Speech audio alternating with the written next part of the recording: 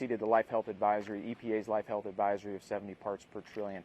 So we're out here this morning. For the first month, we'll be distributing water for consumption and cooking out here, and then that'll transition into a water delivery to the resident and or business affected. The chemicals, as I'm sure has been widely reported, are the result of our firefighting foam that we believe probably contributed through the ground seep into the water. We've been using the firefighting foam to ensure safe flight of aircraft and safe response to emergencies since the 1970s. We've since transitioned away from the legacy AFFF, or the aqueous film forming foam, or firefighting foam for more simplicity, both in our hangars as well as our firefighting equipment. But as a result of the Air Force wanted to ensure that we investigated it properly and we're accountable for those actions, we're out here today to the residents and have communicated the results of those tests conducted by the Air Force Civil Engineer Center to make sure that they know that we live and we serve in this community, and we're going to make sure that they have what they need as we transition to a longer solution for them. Very good. Thank you. You're welcome. Susan Campbell from AZ Family. Hi, Susan. So the letter mentioned it exceeded 70 parts per trillion. What was the actual number of that test that caused all of this? Yeah, no, that's a great question. So the validation occurs in two phases. The initial phase is confirmation from the contracted lab that we exceeded the EPA 70 parts per trillion. We don't actually have the number currently. We expect that within 2 weeks or so, but we just don't know. We just know that at least one of the wells exceeded that 70 parts per trillion, and so we immediately walked through the process. In terms of being transparent, we notified the congressional the CODELs, the congressional elements of leadership, as well as the residents through the letter that you've alluded to, as well as the local leadership and the mayor and the county. Can I ask you a quick follow-up just on that? Was Sure. it definitely just one well, or you said at least one well? Is that all part of the testing that still has yet to come back? Sure. So there's multiple wells that were tested initially. I don't know if you heard the initial interview we talked about, but initially we tested water on Luke Air Force Base over a period of years, 1 mile down gradient resident wells, within 4 mile radius resident wells, and this is the municipality test, particularly for Valley. And so there were a number of wells that were tested, I believe 6. And so right now we only know that at least one of those came back above that 70 parts per trillion Life Health Advisory. Me? Hey, sir, how you doing? Hi there, Bram Resnick with 12 News. Can you say and spell your first and last names? Sure, I can. Yeah, it's Ryan Richardson, R-Y-A-N, R-I-C-H-A-R-D-S-O-N. And your rank? Sure, I'm a colonel in the United States Air Force, and I'm currently the commander of the 56th Mission Support Group here at Luke Air Force Base. What does that do? So it's my responsibility. I'm essentially the mayor for the installation. So we've got all the civil engineering activities, communication and cyber security, so the security forces, as well as our contracting, force support, and our logistics. The mayor, all right. Well, that's more of a call sign than anything else, but I think that's probably, if you're going to Civ Mill compare it, that's probably city manager maybe, more accurate. So you described how you're doing these tests in increments. How many more wells or water systems are there to test in the vicinity of Luke that might be affected? Yeah, no, that's a fair question. And so the Air Force Civil Engineering Center is following the kind of the CERCLA Act, right, in terms of how to investigate and then be accountable, report, and respond to these particular instances of contamination. So it's linear. In other words, we'll test, discover more, we'll test more. And so that's as we kind of progressed from the Luke Air Force Base site, whether that be testing particular soil or water samples on the known sites of aircraft incidents or disbursement of the particular firefighting foam, to then expanding into the residential wells, which I know 12 reported on pretty thoroughly in 2019 when we went through a similar process in terms of notification. So that process, that investigatory process, will continue as required. So who is yet? A lot of people live in this area want to know. Sure. Have my well's been tested? So, or my water source been tested? So who is left to test in the vicinity of Luke? Yeah, that's fair. Right now, I'm not aware of any further tests that are going to be accomplished within that 4 mile radius, or the 1 mile radius of the municipalities, which is where we're at right now. And again, right now the focus is what we do know in terms of Valley. Obviously, there's a number of water providers, Liberty being one, EPCOR, and then other residential wells. And so right now we're continuing to work with those entities as well as our local residents that have previously been identified and have been receiving water for a couple years now, a year and a half or so. So you're working with Liberty and EPCOR? Absolutely, absolutely in cooperation with them, yes. We've been hearing about problems with PFAS contamination at military sites around the country for a long time. Why now? Why is this testing happening now and not, a couple years ago when we were starting to hear about this at other military sites? Sure. I would say that part of that is the process by which we were investigating it. Again, it was a series of tests that led us to further investigation, and so it's in that linear kind of procedure, if you will, that we find ourselves here today in terms of the tests that were accomplished. So previous results lead to further testing, as opposed to your point, I think, which why not test all the wells at once? So it's a process that's been set forth by the Air Force Civil Engineer Center to make sure that we're thorough in that response, and that's where we're at right now today in terms of the valley well that we know, or wells that we know have exceeded that life health advisory in our response to the residents, what we owe them. Are you aware of any health issues that have come up because of this contamination? This particular contamination, I'm personally not aware of that. I know the EPA has a lot of information on that, as well as the Center for Agency for Toxic Substances and Diseases. I know it's an ongoing health concern that is under study. So as it stands now, no, I'm not aware of any here locally. Hey, Josh. Good to meet you. Me too. Something I noticed in the press release that went out was that this was all conducted with Valley Utilities Water Company. Are there plans to test municipal water, Liberty, EPCOR, all of the private utilities? I was a little unclear how it came to be that only Valley was tested. Sure. Liberty does have a filtration system currently in use. I believe they installed it some years ago, and so there was no concern or less concern in terms of that particular well. So again, we remain in cooperation.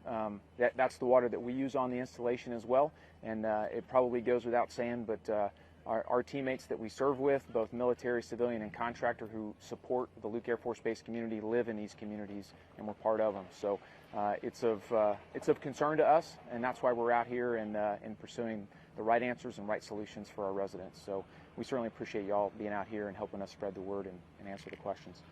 So can you talk about how you guys are giving out bottled water for the next month, and now you're also in the works of creating the filtration system? Sure. Yeah, so for the next month, we will distribute at this site water for all residents Monday through Friday, 7 to 1900 or 7 to 7 p.m. It'll be closed on Sundays and available on Saturday. I think it's 9 to 5, if I'm not mistaken. We'll make sure you have the right times there. That'll occur for a month, and as they come through here, they can schedule or sign up essentially for water delivery. That will continue until a point where that filtration system can be installed. We're working right now, the Air Force Civil Engineering is, in ensuring that we schedule that and work with Valley, again, in full cooperation to ensure that the right system is put in place at the right time. So whether that's next month or 2 months from now, we're not sure yet on that timeline, but we're continuing to work through that, and we're hopeful that in the next 3 months we'll have that up and running. So can you talk about the folks affected by this advisory? Is it just those subdivisions just due southeast of Luke? And if so, how many people live there? Sure. So right now we know that there's approximately 1,700 affected connections. We don't necessarily know how many individuals, let's say, per residence that live there.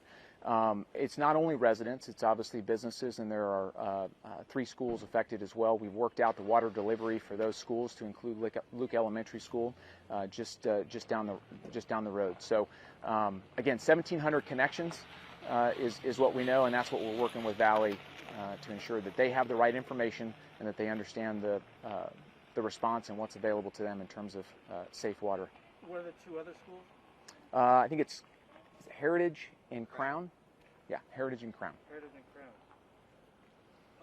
What do you say? You have folks who've been living in that subdivision for 20 years. It's relatively new. They've been drinking that water all this time.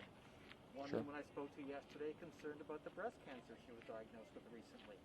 What do you say to those folks about the potential health risks they may have been dealing with, unknown to them, over the last 20 years? Yeah, no, that's fair. Whether you've lived here 5 years and you're consuming the water, or 20 years or more, it's a tough conversation to have. Right now, as far as the science goes, as far as we know, it's an emergent concern. In other words, it's still under study.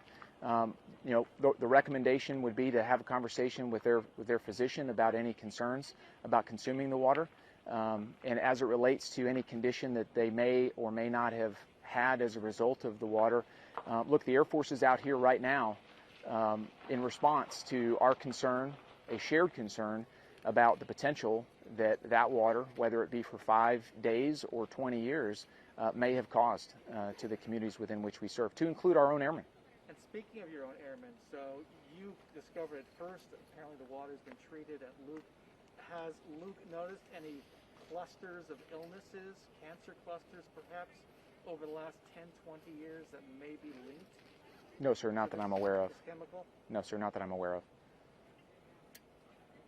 We've got a couple questions from our viewers who said, I have a water softener. Will that protect me? I have the water filtration system in my own refrigerator. Does that make a difference? Do you know anything about whether those kind of water treatments in homes will help at all with kind of getting rid of these contaminants? Sure. No, I will tell you that the concern about this particular family of chemicals, or these two PFAS, PFOA chemicals, is this particular chemical chain, its ability to linger for long periods of time. And again, unknown with respect to the direct or very line level specific health risks to individuals. So there's a full spectrum of filtration systems right on the market. Our recommendation is that there's bottled water here that we know is safe, and once we put in that long-term solution with Valley, that will be safe as well. So that's pretty much all we can commit to in terms of the filtration. I know there's a full spectrum of commercial off-the-shelf opportunities, but right now I can tell them this water's safe. The water downstream will be safe once we get that long-term solution in place. Good question. And so again, who is next? Is there another community or system that is next? Yes, sir. So that's being evaluated by the Air Force Civil Engineering Center and the installation support team that's based out of Nellis Air Force Base. So we'll continue to work that, and as those decisions progress, we'll certainly continue to communicate that in the same way that the Air Force has since the Life Health Advisory was established in May of 2016. Do you have an estimate of how many people live in the area potentially affected by this seepage? Yeah, so I mean, our estimate is approximately 6,000 residents. Again, 1,700 connections. So I'm sorry, I mean overall, as you you're talking about like globally? Look, in the Luke sense, in the area around Luke, do you have an estimate of how many homes, residents, people might be affected? Okay, I think I understand. Seepage into their water. So right now it's the 1,700 connections that we know of, right. Plus the previous resident who was contacted during our initial 1 mile resident well testing. As far as the potential universe of people. No, sir, I'm not aware. Again, Air Force Base being one of many industrial complexes and uses for these particular chemicals, I can't speak to what may or may not have caused it anywhere else, let's say in the city. Well, I'm just talking just maybe as a result of the foam, I suppose you may not know. We don't know. Yes, sir. And then one more time, in the easiest way to describe it, where did you first detect this, and what wells have been checked, and is that all that will be? So the initial discovery of PFAS as a potential risk. So that's been an ongoing, I would say, scientific study. But the EPA, again, leading up to 2016, made a determination on Life Health Advisory, particularly looking at some of the more vulnerable populations, pregnant women and or breastfeeding children, in terms of whether or not there was a risk to human life. So those studies are continuing. Again, the LHA is not regulated nor enforceable, but the fact that there is a potential risk to humans in our community, whether they're serving on the base or within the community surrounding the base, that's what leads us to this particular point now, where we will continue to test and provide clean water sources until we have a long-term solution for the residents. Which was the first well detected, and where were the others? So we had a resident well a couple years ago that was detected, and we've been providing bottled water to that resident since then. And then since that particular point, it's the well or wells that resulted from the Valley test here recently. During these tests, I know that the West Valley historically has had a lot of brackish groundwater and a lot of issues there with kind of the low water tables. So during these tests, are you also testing for arsenic or any other contaminants that pop up in the West Valley? Yeah, no, that's a good question. I can't speak for the water testing off base. I'm sure that's a question that Valley and or Liberty or EPCOR can answer. I know on base, being the responsible officer for our civil engineering, water security is both a shared responsibility of myself and our medical group. And so we do test regularly for other potential hazards in our water supplies. On base, though? On base, correct, yes. The bottom line, no idea how long the PFAS have been in to Graham's question, no idea how long people have been tested with it. No. Again, only knowing that the likelihood is that we were one of the contributing factors. The Air Force is willing to state that openly and be as transparent as we can, understanding also that there are other potential sources for it.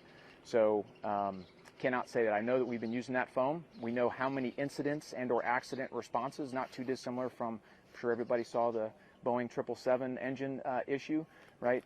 These PFAS family of chemicals are extremely effective in petroleum fires, both fighting the breach back of those fires and be able to suppress that to both save human life, equipment, and structures. So as we've transitioned away from that legacy foam, it's still very effective, but further studies need to be accomplished, right? Both for that human health risk, as well as our ability to conduct those safety firefighting missions as required. As the mayor, can you explain, I want to go back to the beginning in a sense. Sure. Just go back to the beginning, explain to me as a constituent as simply as you can, what is the cause of this and how did it get into my water? Yeah, no, that's very fair. Well, the Air Force's contribution, as we believe it, is very likely our firefighting foam. So over the number of years, I think Luke Air Force Base is here going on, I think this is our 80th year or 80th anniversary coming up here, but in the 1970s we began using PFAS, PFOA chemicals as a part of our firefighting foam. As a result of that, it's believed that some of that can have leaked down through into the groundwater and potentially cause this contamination. Again, the analysis and that life health advisory, that shift from the EPA in 2016, identifying that potential health risk, is what triggered the United States Air Force and other agencies to then review what process by which we needed to investigate that, to respond to that, and then to prevent that in the future. And so there's a kind of both a very complex, right, but we've got a number of initiatives, both adjustments to the firefighting foam that we use, the equipment, the manner in which we test the equipment, as well as the response both on the base and off the base within the communities to ensure that, number one, we've investigated it to the full extent, and that if discovered above that LHA, again, a non-enforceable standard, we're going to provide safe water until we find a resolution with that municipality or that particular resident, depending on the well situation.